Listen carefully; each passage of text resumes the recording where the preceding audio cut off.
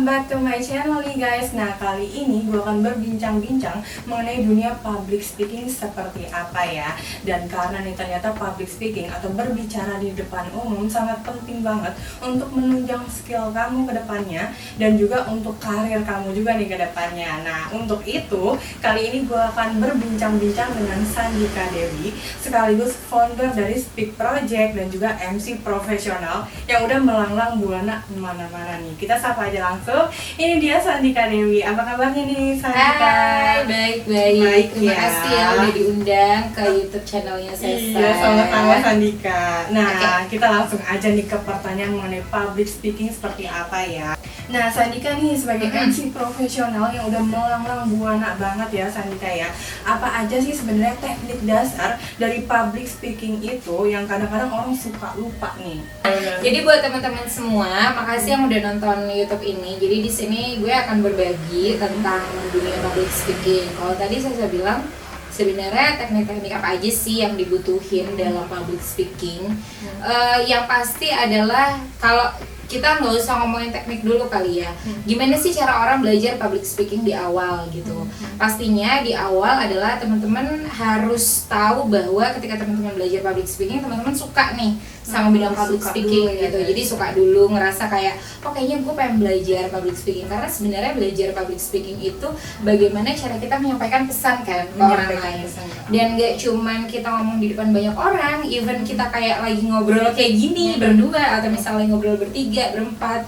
Dan kemudian ketika teman-teman sadar bahwa public speaking menjadi sebuah kebutuhan gitu kan, artinya kan kalau jadi sebuah kebutuhan harus ada step-stepnya nih. Ibaratnya kayak orang lagi sakit minum obat, caranya biar sembuh gimana sih ya, lo harus istirahat, minum obat gitu-gitu kan. Nah, kalau di public speaking sendiri, terus baru tuh ketika kita udah menyadari bahwa itu menjadi kebutuhan, kita belajar. Kemudian kita naik level berikutnya adalah mempelajari tentang tekniknya. Nah, di teknik public speaking sendiri tuh ada banyak ya. Misalnya deh salah satunya teknik vokal. Nah, kalau kita udah ngomongin teknik vokal, artinya sebenarnya kita udah pede nih. Ketika kita udah punya rasa confidence untuk yaudah deh, gue ngomong aja lah dulu di depan, masalah suara gue bulet apa enggak, vokal gue coba dulu gitu kan. Nah, tapi ketika teman-teman sudah merasa confidence, nah baru belajar namanya teknik vokal. Sebenarnya di teknik vokal ini kita belajar bagaimana kita berbicara dengan suara yang jelas, dengan suara yang lantang. Tapi ada pertanyaan nih, suara aku nggak bulat gitu.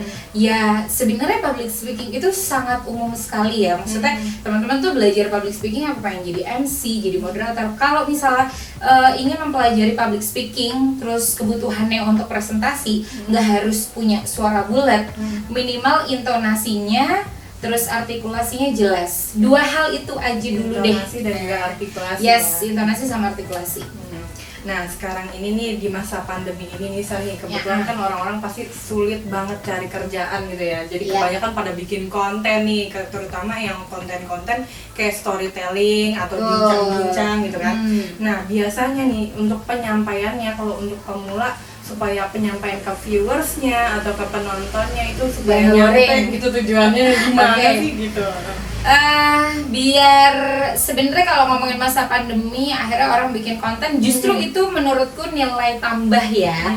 Artinya kan sebenarnya pandemi ini kalau kita lihat positifnya, yaudah deh membuat kita akhirnya jadi lebih kreatif dan produktif betul. Gitu kan. Yaudah deh gue bikin konten.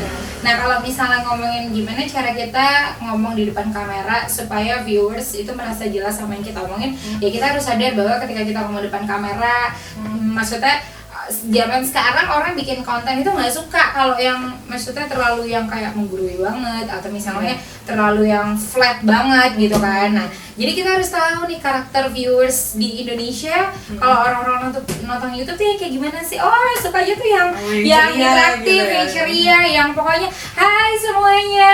Oke, hari ini kalian lagi jadi nonton semangat gitu. Betul. Misalnya kalau daily vlog itu kan biasanya orang-orang emang bener-bener santai kan bawainnya. Terus atau misalnya tergantung kontennya sih sebenarnya. Kalau kontennya memang mengharuskan untuk membahas sesuatu yang serius nggak apa-apa, tapi tetap harus ada interaktif ya. Jadi kayak ngebangun interaktif. Karena gini, viewers itu nontonin kita, berarti kita kan sebagai objek kan sebenarnya, sebagai objek. Nah artinya ketika kita sebagai objek, kita juga harus punya sense of humor sih. Nah di public speaking juga mempelajari itu tuh, sense of humor itu penting banget kayak gitu. Jadi ternyata sense of humor juga nambah. Yes, betul. Sama ini juga sih, kayak pokoknya ngomong di depan kamera, anggap kamera ini teman kita. Hai buat teman-teman semua yang ada di rumah misalnya gitu ya. Terus kayak, oke, balik lagi di vlog daily activity-ku hari ini. Nah kemarin yang udah bertanya-tanya nih tentang biasanya tuh aku setiap Senin pagi ngapain aja sih? Kalian pas banget, karena sekarang aku mau nunjukin aktivitasku setiap hari Senin yang biasanya aku mungkin cuma ngomong di Instagram aja gitu. Misalnya kayak gitu. Jadi seolah-olah kamera ini teman kita curhat gitu ya. Kadang-kadang kan orang misalnya kayak ngomong di depan kamera, aduh gue bingung nih mau ngomong apa, karena tidak terbiasa sebenarnya. Kalau kita belajar latihan juga ya. Iya, jadi kalau belajar public speaking itu ya memang harus dibiasain, even ngomong sendiri sama kamera gitu kan. Benar. Gitu sih, jadi supaya viewers itu minat sama kita, ya kitanya juga mesti mempelajari karakter viewers itu sendiri. Dan jangan, maksudnya gini, kita goalsnya jangan pokoknya supaya viewersnya nambah sih menurutku itu bonus ya, tapi bagaimana kualitas konten yang kita sediain, isi kontennya gitu. Itu termasuk poin-poin penting nih dalam public speaking ya. Yes, betul. Pertanyaannya public speaking lagi ya. Pertanyaannya pilihan ganda SI. Oh, enggak. SI. Biasanya berarti harus nulis di kertas. Enggak. Nah, gini nih San. Oke. Kadang-kadang orang kalau storytelling gitu atau menceritakan sesuatu, itu kadang titik komanya karena pengen buru-buru atau mungkin emang paragraf yang dia sampaikan banyak, itu akhirnya paragraf belajar bahasa Indonesia ya. Iya, jadi kalimat yang dia sampaikan terlalu banyak gitu kan, jadi dia bingung titik komanya, akhirnya jadi ngos-ngosan. Itu gimana sih supaya penyampaiannya juga nyampe tapi ngos-ngosannya tuh agak ketutup gitu, orang jadi nggak ngeh kalau dia sebenarnya lagi ngos-ngosan, penyampaiannya terlalu panjang. Ya itu tadi, maksudnya ngomongnya jangan kebablasan, jadi diatur. Nah teknik dalam public speaking, kalau di teknik vokal itu salah satunya ada speed ya. Jadi speed itu kecepatan kita dalam berbicara. Sebenarnya kalau ngomong cepat itu nggak apa-apa. Coba deh perhatiin kalau siaran radio. Kadang-kadang kan kita dengar penyiar ngomongnya cepet kan. Tapi nyampe gitu. Tapi dia ngomong cepet, durasi waktunya sedikit. Oh, durasi. Nah, jadi harus tahu medianya nih teman-teman. Kalau teman-teman jadi penyiar kan, misalnya kayak selamat kamu tujuh Gen FM suara musik terkini. Selamat pagi semuanya Gen apa ya, aku lupa deh. Mereka ngomong cepat tapi durasinya tuh 1 menit gitu kan. Nah kalau kita ngomong di vlog, misalnya kita ngomong di YouTube kayak gini, kita ngomong halo semuanya apa kabar, jadi hari ini aku bakal nge-review makanan ini super enak banget tadi di depan aku, dan tahu dong sekarang yang lagi kekinian itu adalah mie sultan misalnya kayak gitu. Karena di situ dia membangun sebuah interaksi gitu. Maksudnya ya udah kayak ngobrol. Kalau kamu ngomongnya kecepatan atau misalnya teman-teman di YouTube atau di podcast semuanya kecepatan, orang kayak akan skip deh. Iya, langsung ke inti yang penting aja biasanya gitu ya. Iya, karena itu tadi ya, platform YouTube itu dibangun supaya orang-orang yang nonton mereka tuh ingin mencari sebuah hiburan. Balik lagi ya, ini platformnya adalah platform berbagi, platform hiburan.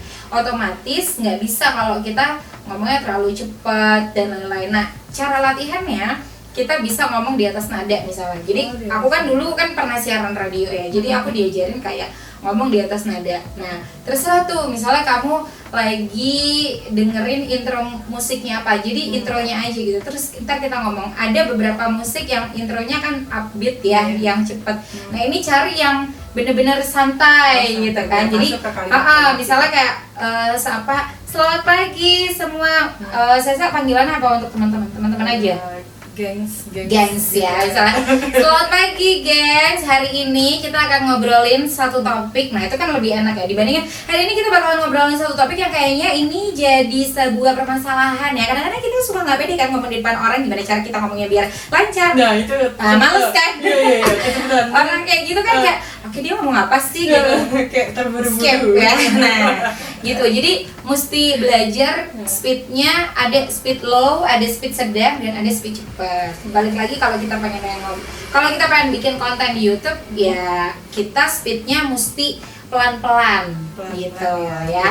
Jadi ngikutin ritme sebenarnya. Nih, ini pertanyaannya penting banget dan realita banget pastinya, dan pastinya gue juga sering alamin banget ya. Jadi kalau misalnya kita lagi public speaking atau menyampaikan sesuatu di kamera atau mungkin di depan umum, itu kadang-kadang tuh kita ngeblank, tadi mau ngomong apa ya gitu ya, karena mungkin penyampaiannya apa yang kita ini terlalu menghafal gitu ya, jadi pas itu akhirnya jadi lupa gitu kan. Itu gimana tuh San biar nggak kelihatan sama viewers atau penonton kita nih kalau ini orang ngeblank gitu, penyampaiannya kok melenceng, tadi ngomong apa sih gitu. Oh, jadi gimana caranya kalau kita ngomong itu tetap tersistematis dengan baik dan penyampaiannya menarik gitu ya. Penyampaian menarik walaupun sebenarnya kita lupa gitu apa yang sebenarnya tadi ada poin-poin apa yang ke-skip gitu. Oke. Kita bisa selipin humor sih sebenarnya. Kalau misalnya kita gue bingung nih after ini gue harusnya ngomong ini tapi gue lupa gitu kan.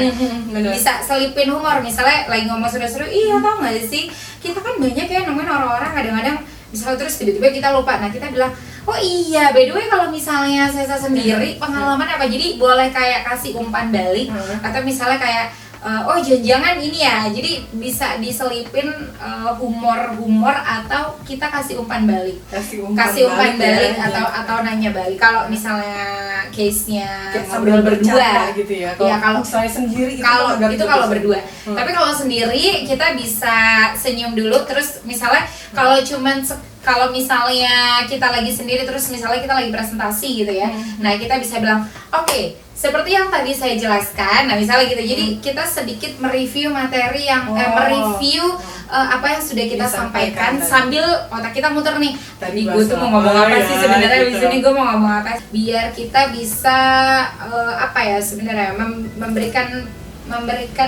perhatian yang lain gitu. Nah, sambil kita misalnya senyum, kita juga sambil mikir kan sebenarnya di sini tuh aku harus ngomong apa sih gitu. Nah, pastikan sebenarnya juga, nah ini tips juga nih buat teman-teman supaya penyampaian materi ketika kita ngomong di depan itu lancar. Pertama, jangan pernah menghafal namanya materi. Materi itu dipahami, karena kalau dihafal akhirnya jadi kayak scripted banget, akhirnya jadi kayak baca buku gitu.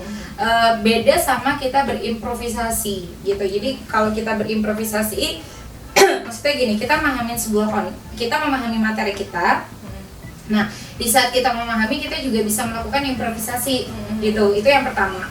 Terus kemudian yang kedua adalah kita harus banyak-banyak atau riset yang menjadi fokus materi kita. Jadi kalau yang pertama tadi pahami materinya, yang kedua riset.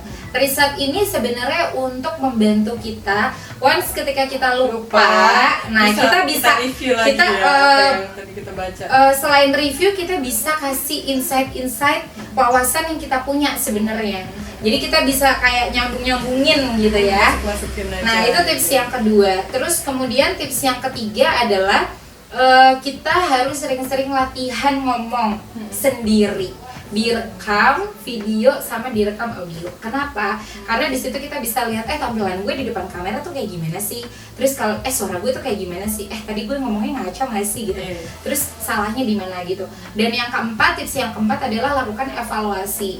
Nah, yang kelima ini yang penting banget. Yang kelima ini, sekarang itu kan zaman atau eranya kolaborasi. Maksudnya apa? Maksudnya adalah bahwa kita nggak bisa nih kalau cuma belajar sendiri, bisa belajar sendiri. Tapi pasti kita akan effort waktu lebih, karena ini benar nggak sih? Maksudnya kita akan cari banyak referensi. Nah, jadi solusinya apa? Solusinya kolaborasi itu artinya adalah kita cari partner, cari teman, atau teman-teman bisa kolaborasi sama rekannya, kolaborasi dalam hal latihan public speaking, kolaborasi cari mentor gitu kan. Nah, kalau teman-teman bingung cari mentor, bisa cari di Stick Project iklan ya.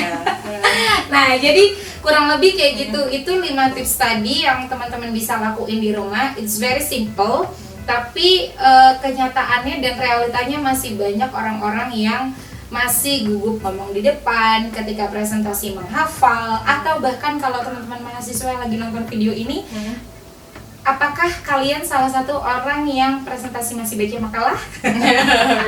Nah, itu karena sebenarnya gini, Sekarang kalau sekarang yang aku lihat ya, public speaking akhirnya menjadi sebuah kebutuhan untuk semua orang sekarang. Tapi zaman aku dulu kuliah gitu ya, nggak usah kuliah deh, pas aku sekolah ya, kita tuh di sekolah nggak diajarin gitu. How you can speak with confidence in front of the people. Betul. Kita nggak diajarin kan kayak di sekolah gimana sih caranya lo tampil confidence. Dan medianya kan kalau sekolah medianya one way kan, one way communication.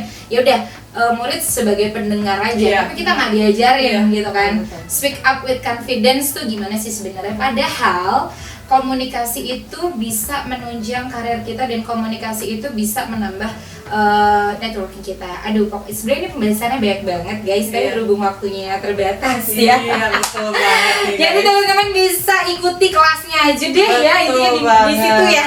Nah, kamu bisa follow nih di Instagram speak.project untuk info lebih lanjutnya mengenai dunia public speaking. Dan juga nih ada di YouTube-nya juga nih geng, di Speak Project. Nah, sampai situ dulu ya. Terima kasih nih Sandika Dewi yang udah datang untuk ngisi tentang public speaking yang ternyata ilmunya tuh nggak, kalau misalkan di luar-luar mahal banget geng, tapi di sini Sandika Dewi berkenan nih untuk menyampaikan langsung ya secara cuma-cuma di YouTube-nya.